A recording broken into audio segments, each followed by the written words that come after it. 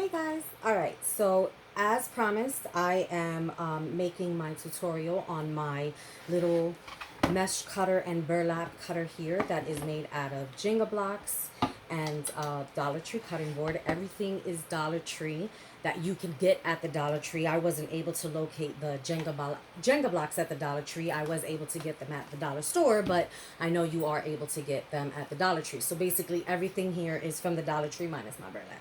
All right, so this is one that I made first.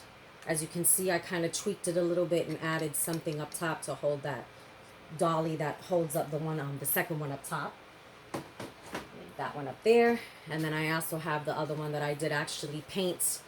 Gave it a little decor to, you know, look how it is all painted up and how pretty it looks, and then with showing the two of the ones that I did before. So bam. So let's get started. First things first, you're going to need a cutting board, and you're going to be using it the wider range. It's going to basically take up this whole spot right here. You're going to need 16 Jenga blocks. You're going to need quite a few of these little mini blocks, which you can also get from the Dollar Tree. You'll need both sizes of the spools or the dollies or whatever, wood dowels. There you go, I'm calling them wrong. The dowels, the mini, this is optional, but definitely the long one you'll need. And then another couple of optional pieces that you will need is either popsicle sticks, or like I said, the smaller dowel, the clothesline pin from Dollar Tree as well, or if you have a couple of pieces of wood chips, or you can use the popsicle chips. Either one of these purposes can be used. Either one of these can be used for the same purpose, as well as these two are going to be used for the same purpose. So getting started, what I did to glue them down was use the wood glue from, I guess you can get it at any Dollar Tree, or any dollar store. Okay, so first things first, you're going to lay out your side pieces here and your side pieces here. In that case, you're going to have them basically look that way on both sides. So your bottom part over here and over here is going to basically overlap that way, and you're going to place them both as is. Okay, so go ahead and get those glued down. I'm going to try to see if I can work pretty fast here with you guys, just so that way it can get loaded.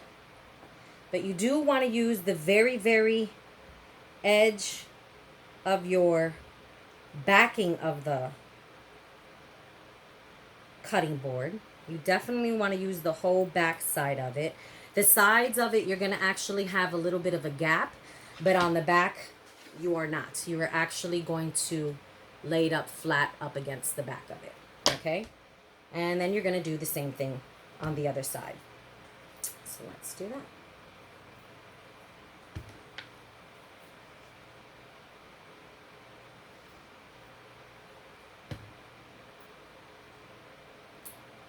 If I was able to edit the camera, it would be a lot easier for you guys, I would assume. But it is going to be quite a bit of a video, so hopefully they'll let me load it up. But all right, and then you just press them down. Make sure you get it down. Make sure you clear off that glue, and if you don't worry. Just rub it in or take a napkin and rub it off. Either way, it's going to clear. It's going to dry, and you can paint it. I'm painting all of mine. As you can see, I did do my other one. I spray painted it. Came out really pretty. So bam, there you go. That's your first set. You're going to make sure that they are squeezed together and holding before they dry, and then press them down to make sure that they stay down. Now your next bit is your top layer, and basically I need to have this as a little background of what I'm doing, because Lord knows I did have to do another one, but you know, what can you do? Okay, so your next two pieces, I'm gonna grab 3 of them. Your next two pieces are basically going to go there on either side, and then your third one is going to go there. Now if you want to cover that full back, or you actually add more, you can.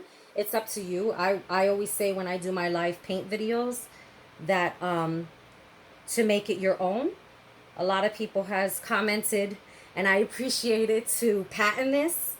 But looking it up, it actually costs more to patent it. And I mean, really, we're all helping each other out. We're all crafters here. So, I would assume everybody here would want to make it. It's easier for you guys to cut your mesh. And any way that we can all help each other out, especially right now where things are hard and times are hard or whatever. I'm not going to charge to make this or whatever. I'm glad to help you guys, and I'm glad you guys liked it. So, all right, so glue your pieces down. And like I said, you can add more to this back. So that way, to make it all decorative for you.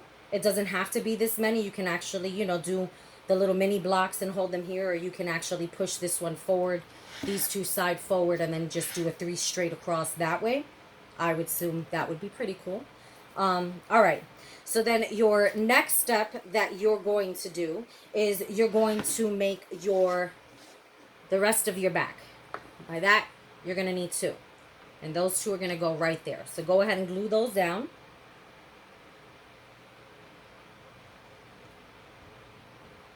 I do a dot first, and then I'll go ahead and press down on them.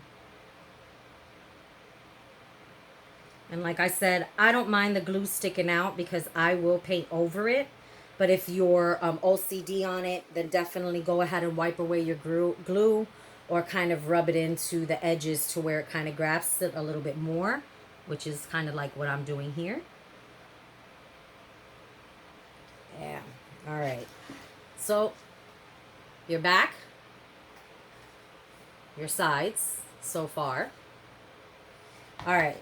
Next step that we're going to do is we are going to add our blocks. And these little blocks, you're going to need 4 of them right now. 8 of them if you're going to be doing both sides.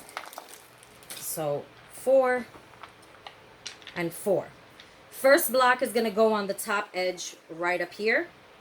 And then the other 3 is going to be going up just like that. So go ahead and glue those down. Make sure you grab not just the bottom of them, but you are gluing the side of it so it can not only capture the bottom part, but it's also capturing the side of your one there as well. All right, so glue on the sides, push it all the way up, push it in right there, another one right there, and then maybe just a little bit on the side there. All right, hope I'm able to do this fast enough for you ladies so we can post it. All right, other side, bottom, and the side, so that way it can grasp it. This is where, this one right here is where your second dowel will go and hold the mesh. That's what you're creating right there in that one. And then the ones that you're putting over here on the sides that we're doing right here, those are actually going to hold I kind of did that one wrong. I'm sorry, I can't English. That's going to hold the first one that's on the bottom there. So make sure you squeeze them or push them down so they get tight into each other. They grasp. Bam. So there's your 4 blocks there, and that's your 4th one right there. Make sure to wipe off that excess glue if you don't like it. All right, so the next one is going to be 4 blocks. You're going to use 4 blocks. You're going to be putting one here. Bam, just like that on each side. And then your other one is going to be going not flat. It's a flatter size, and then you have your thin size. Your thin side up is going to be going up against this on either side. So it's not going to be this way, where it's going to be flatter and wider. You're actually putting the skinny side up against the wood pieces on the bottom. Now, depending on how you place those pieces of wood is whether or not it's actually going to go up against the 4 pieces on the bottom, or if it's just going to get up against the one that you're laying straight across like that. So we'll get that. Push this back a little bit more. Push that one down. And then the other one you're going to lay to the side. I can actually push it up against all of them. So I'm going to go ahead and glue it all the way down. And don't forget to do the bottom. All right. Push it together. Push it together. Bam. Same thing on the other side. We want to glue this piece down.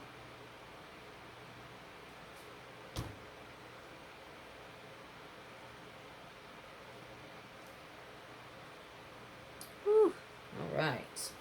So I know one of these had numbers on it. Bam. Look at my numbers right there. All right. And then the other one, same thing. Long ways. I'm going to glue the side and the bottom, of course. Don't forget that bottom because you want it to grasp the whole thing. And then push it up against your side there. All right. Now, if you want to be decorative, you can do one or two things. At the end, over here, the back side over here, I did a little bit of decorative where I did these three right here. Or you can make it the way that I did there, and I did the extra block up top there, or you can leave it empty. Whichever one is easier for you to do, or whichever one you want. Like I said, make it yourself or make it your own, or you can put something, the popsicle stick, right across it, and whatever, make it your own. All right, so the next step that we're going to do is we're going to go ahead and do our boxes in the front of these right here. You just need two. These little squares here. And you will set them right there. I placed it right there. So you see this one doesn't have it. So I placed a mini block right there in front of it. That's going to hold your Jenga blocks up. That's going to go right across where your mesh is going to go underneath, and you can pull it through. So, all right. I'm going to stop right there because we're going to go ahead and get these prepared, this little spot right here prepared. But the first thing I want you to do is I want you to go ahead and grab your last 3 Jenga blocks, and I want you to make a basic long Jenga block with it. Okay, so you're going to glue the ends so you can connect them to the other ones.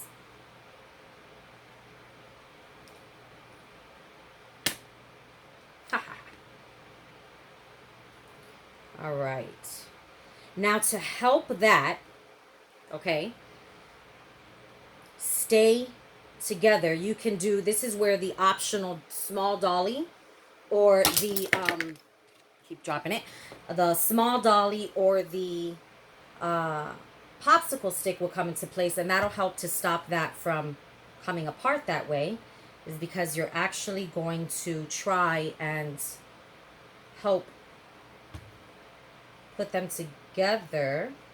And by together, I mean you're going to take your popsicle stick and you're going to glue it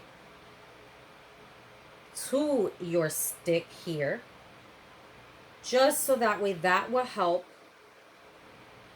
your long Jenga stick stay while we're doing the rest of ours. So you want to do that, and you want to put it aside so that way you can come back to it in a minute, but that way it's drying while it's doing that. Okay? All right. Now, the next step that we're going to do is we're going to go ahead and do our top one here to help us with the second part of the dowel. And that is for the second part of the mesh. And that one you're going to need 4. This one's going to be a little tricky because the way that I did it is you have to kind of put this at an angle. And with that, let me see if I can, there we go. You're going to do a little bit of glue in the middle there, a little bit of glue on the edge there, corner, and a little bit of glue on the edge there. And that's basically what you're going to do to both sides. You're going to put yours at an angle and kind of basically push it more towards the back to where it's kind of like at an, okay, there we go. depending on your block, is depending on how it's going to sit. And all these blocks are not shaped the same. So you do want to kind of make it where it'll glue and stay for you. I generally don't really need it to stay because this one will probably most likely be my burlap one. But I'll go ahead and just show it to you guys how I did it. So that way it will kind of help you guys out. Same thing over here. Pull it back just a little bit. You want it to be more in the back than anything. Kind of like where it's, I don't know what's up with this square. This square is not working for me. I need another one. All right, let's try this again. So I'm putting glue all around it because I really don't know where. There we go. All right. So bam. I think it's because of how far they are from each other. But bam. All right, now I got my little gap. So that's what you want. You want to try to make it to where it has that little gap right there in between the bottom and the top. And then this one, you basically just want to see where your dolly will lie or your dowel will lie up against that one. And kind of just give it just a little bit of space to move in and out of, because you do want to be able to take your mesh out. But you're just giving it enough space to where the dowel can go in and out of that space right there with no problem. Make sure you take out the dowel when you glue, because you do not want to, or once you place them, because you do not want the glue to stick the dowel there, and then you won't be able to move it. All right. So bam, there you go. That's your second dowel placement. Finally, the end of it all is your Jenga block that you have off to the side drying. By now, if you use the wood glue, it should be dry. My thing that I would love to say that I also did is I did actually add a piece of small dowel on the bottom just to help with the mesh to roll a little bit better. I mean, either way, it still works pretty good, but you can glue that to the bottom and that will help to roll your mesh through. I don't think I actually need it for my burlap one, as this is going to be the one for my burlap, but if you can, or if you'd like, go ahead and glue it to the bottom. Other than that, what you're going to want to do is you're just want to glue it just like that. Okay, so don't forget to glue on the sides as well, not just the bottom. On the sides so it can capture. Your popsicle stick, if you used it, I would point it towards the inside. Or you can point it towards the outside and maybe kind of give it a fun little label, as it does kind of stick out a little bit. You can do that. I'm actually going to do that.